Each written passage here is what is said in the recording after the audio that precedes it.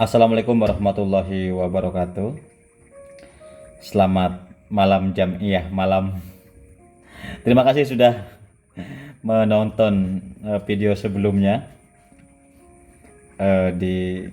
Ini merupakan video lanjutan membaca buku yang sebelumnya.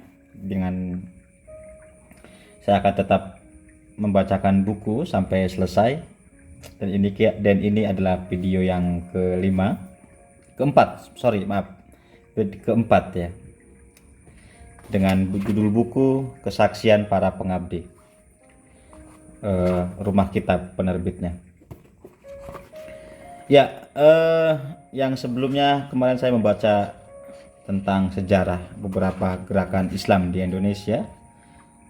Ada HTI, lalu LDI, dan kemudian MMI, Majelis Mujahidin Indonesia. Nah, ini adalah video lanjutan dari video sebelumnya. Saya akan membacakan ada beberapa gerakan. Ini ada Salafi Wahabi, lalu DINII, Darul Islam atau Negara Islam Indonesia. Oke. Salafi Wahabi. Gerakan Salafi Wahabi dikembangkan oleh Muhammad Ibnu Abdul Wahab 1703 sampai 1787, lulusan pendidikan hukum dan teologi di Mekah dan Madinah, Arab Saudi. Istilah Salafi mencerminkan tuntutan kembali ke Islam murni seperti yang dijalankan oleh umat muslim generasi pertama di masa Nabi Muhammad dan para sahabatnya. Para penganut Salafi yakin bahwa kemunduran Islam diakibatkan oleh berkembangnya bid'ah, dan bahwa kebangkitan Islam menuntut adanya keteladanan generasi pertama dan menyingkirkan pengaruh asing dari agama. Mereka mengutuk beberapa ibadah sebagai syirik, menentang kalangan Sufi, Syiah, dan gerakan Islam yang dianggap menyimpang dari Islam sejati. Perilaku yang dianggap tidak Islami mereka pandang sebagai kekafiran yang harus dicegah dan dilawan. Gerakan Salafi Wahabi bersifat eksklusif, anti pluralisme, dan tidak toleran terhadap keyakinan lain yang berbeda, baik di kalangan muslim maupun non-muslim. Mereka selalu berusaha memaksakan keyakinan dan penafsiran mereka yang sangat kaku. Kekayaan Arab Saudi menjadi salah satu faktor gencarnya penyebaran ajaran Salafi Wahabi di seluruh dunia, termasuk Indonesia. Mereka memiliki kekayaan tak terhitung, terutama kekayaan minyak. Mereka gunakan kekayaan mereka untuk melakukan propaganda dan mengajak orang untuk mengikuti aliran mereka. Gerakan Salafi Wahabi masuk ke Indonesia melalui Dewan Dakwah Islamiyah Indonesia (DDII), yang kebanyakan kadernya menuntut ilmu di Saudi Arabia. Lembaga Ilmu Pengetahuan Islam dan Arab Lipia di Jakarta adalah cabang Universitas Islam Imam Muhammad Ibnu Saud Riyadh yang dipimpin oleh Direktur Berkebangsaan Saudi di bawah pengawasan langsung Kedutaan Saudi Arabia di Jakarta. Berkat dukungan penuh dari Saudi Arabia, Lipia berhasil meluaskan pengaruhnya dengan menyebarkan buku ajaran Wahabi dan Al-Quran di berbagai institusi pendidikan Islam dan organisasi keagamaan Islam secara gratis. Alumni Lipia banyak yang menjadi tokoh di kalangan Salafi, di antaranya Yazid Jawas, aktif di Minhaj al-Sunnah, Farid Okbah, Direktur Al-Irsyad, Ainul Haris, Yayasan Nida'ul Islam, dan Abu Bakar M.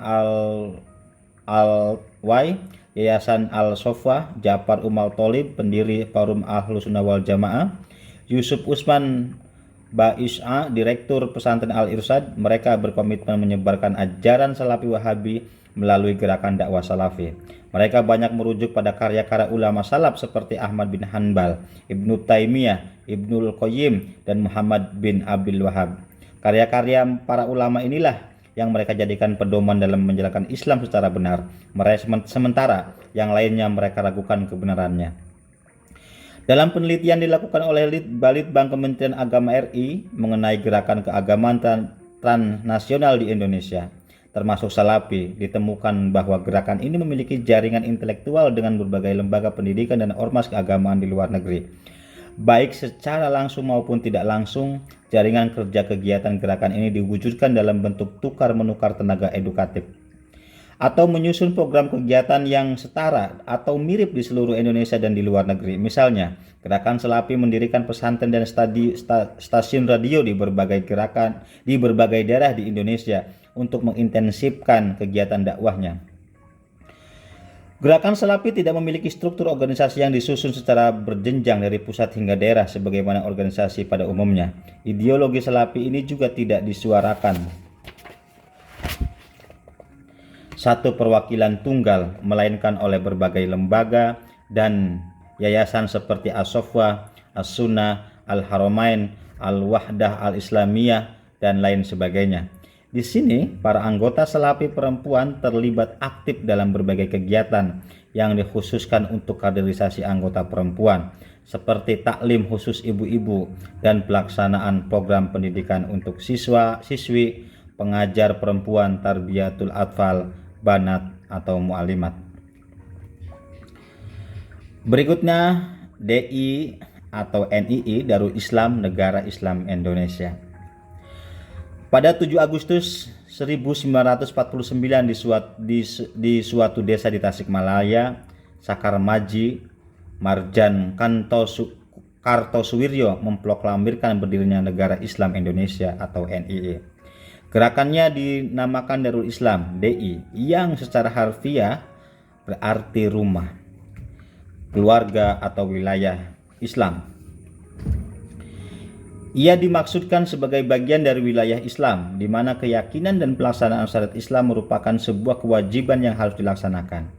Gerakan ini dibentuk pada saat Jawa Barat ditinggalkan oleh pasukan Siliwangi yang berhijrah ke Yogyakarta dan Jawa Tengah dalam rangka melaksanakan ketentuan dalam perundingan Renville. DI bertujuan menjadikan Republik Indonesia sebagai negara teokrat dengan Islam sebagai dasar negara. Dalam proklamasinya dinyatakan bahwa hukum yang berlaku dalam negara Islam Indonesia adalah hukum Islam. Dalam undang-undangnya dinyatakan bahwa negara berdasarkan Islam dan hukum yang tertinggi adalah Al-Quran dan Hadis.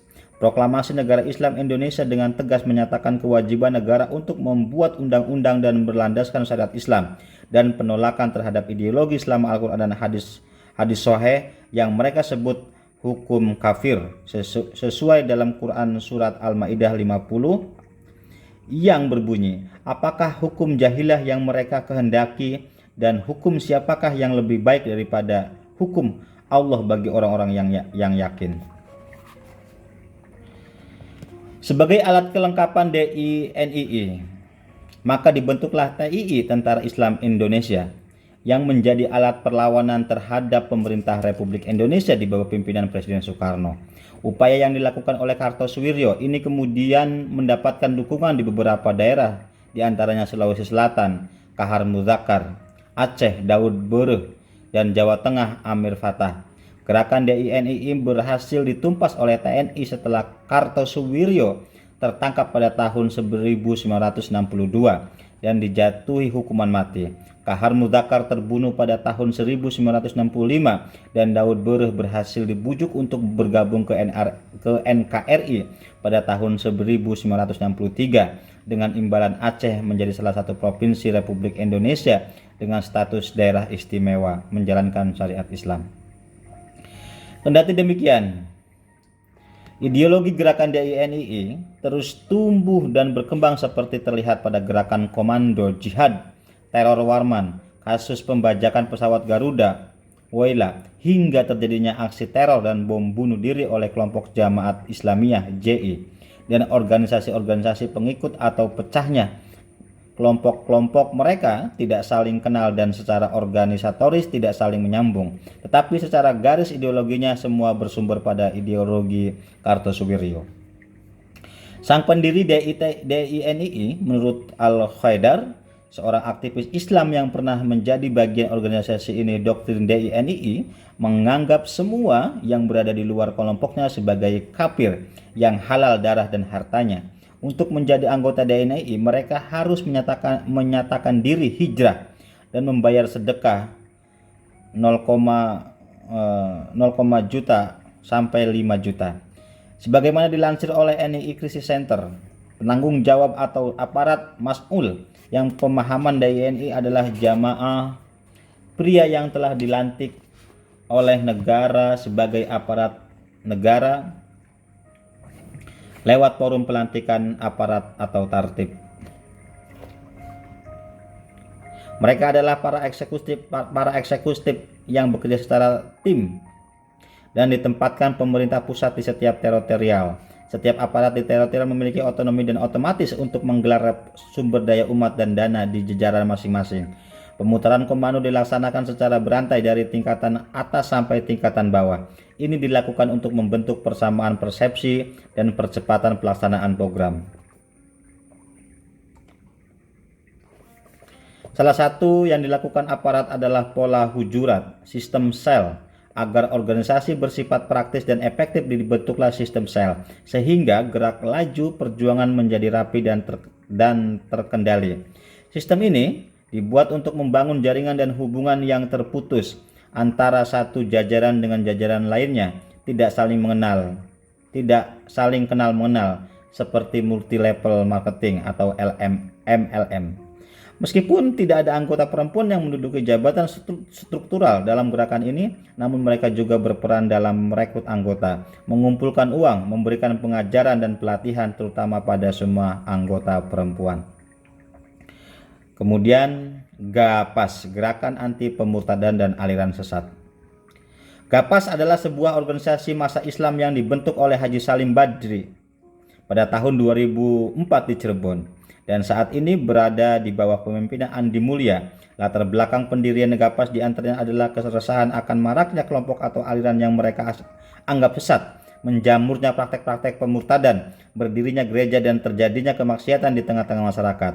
Dengan laskarnya yang sangat militan, GAPAS kerap melakukan aksi sweeping terhadap kegiatan-kegiatan yang mereka anggap pandang menyimpang dari syariat Islam, yang seringkali berujung pada kekerasan.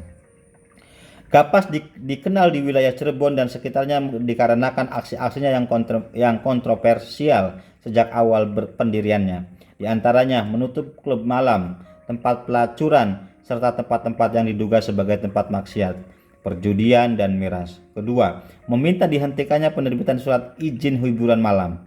Ketiga, bersama beberapa ormas lainnya melakukan audiensi dan melaporkan 2 aliran sesat yang ada di Cirebon, yaitu Milah Ibrahim dan aliran Torikot Kodriyah wa Naksabaniyah di Polda Jabar. Keempat, mengultimatum wali kota Cirebon untuk bertindak tegas terhadap Geta International School atau GIS yang melarang siswanya berjilbab. Kelima, bersama beberapa ormas lainnya melakukan pencekalan terhadap konser Ahmad Dhani di sebuah diskotek di Cirebon. Keenam, bersama ormas Islam lainnya melakukan aksi penolakan terhadap Lady Gaga yang akan mengunjungi dan mengadakan konser di Indonesia. Ketujuh, melakukan aksi pembubaran perayaan Paskah di Gedung Gracia dan di Hotel Apita Cirebon. Kedelapan, mengeluarkan ancaman untuk membubarkan pesta perayaan Tahun Baru. 9, melakukan aksi-aksi intoleransi terhadap jamaah Ahmadiyah di Kuningan, Cirebon, jemaat Kristiani, maupun kelompok atau paham keagamaan lain di Cirebon dan sekitarnya. 10, terakhir, GAPAS dikaitkan dengan M. Sarip, pelaku bom bunuh diri di Mapores Kota Cirebon yang merupakan salah satu aktivis pengajian dan aktor aksi-aksinya digelar oleh Andi Mulya. Berikutnya, Jamaah Tabligh. Beberapa peneliti seperti Khalid Mas'ud menggambarkan Jamaah Tabligh sebagai literalis fundamentalis fetish movement.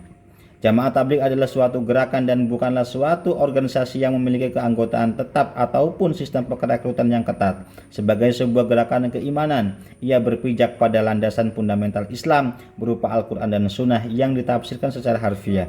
Dalam diskusi atau pengajian yang diadakan oleh para anggota Jamaah Tabligh, tidak dikemukakan adanya pendekatan kritis dikarenakan kelompok ini curiga terhadap filsafat.